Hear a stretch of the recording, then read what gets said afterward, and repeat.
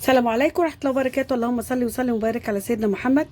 وصفتنا النهارده هنعمل سلطة بابا غنوج للمشويات، طريقة سهلة وبسيطة وحلوة وبتنفع في العيد جنب الأكلات اللي هي المشويات. البتنجان بتاعي يا جماعة بس أنا للأسف ما صورتوش، مش شويته على الفرن، على البوتاجاز، مش يعني على البوتاجاز من فوق مش في الفرن.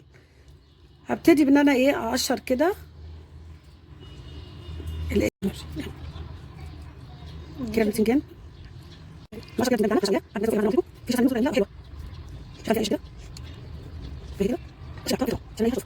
انا هنزل بالتوابل كلها بتاعتي. دي طحينه، شويه طحينه كده حلوين، طحينه خام يا جماعه. ليمون، معلقه خل، عصير ليمونه كده، معلقه خل، وشويه زيت عشان كل الحاجات دي كلها انا هضربها بالهاند بلندر. ودي معلقه يعني فصين توم بالظبط، وعليهم يا جماعه قرن فلفل حلو كده حار. وهننزل بقى بالتوابل بتاعتنا، كزبره وملح وشطه وكمون، طبعا الشطه على حسب الرغبه. واضرب كل المكونات دي كلها مع بعض بالهاند بلندر او في الخلاط على حسب ما انتوا حابين. انا اقلبها كده وبعدين اضربها لحد ما نلمسها كده خالص زي ما احنا بناكلها.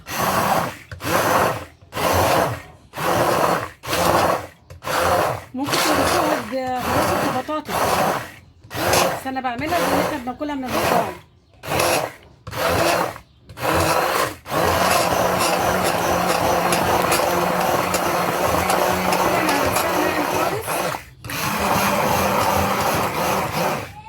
ده الشكل النهائي يا جماعه لسلطه بابا غنوج بتاعت المشويات.